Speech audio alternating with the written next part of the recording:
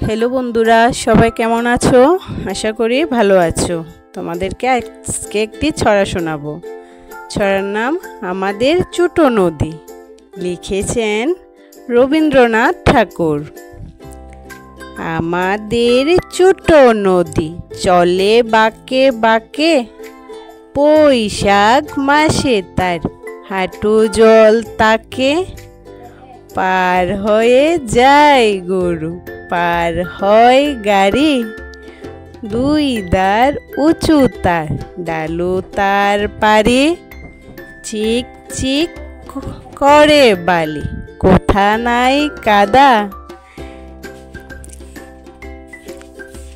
এক দারে কাশবন, ফুলে ফুলে সাদা।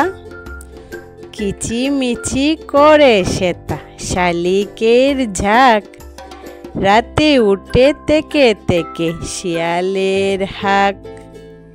তীরে তীরে ছেলে মেয়ে নাহিবার কালে, গামছায় ঝল বড়ে গায়ে তারা ঢালে।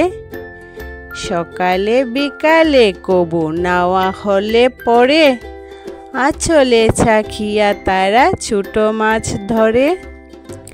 আষাঢ়ে বাদল নামে নদী বড়ু ভরু, মাতিয়া চুটিয়া চলে ধারা কর তর।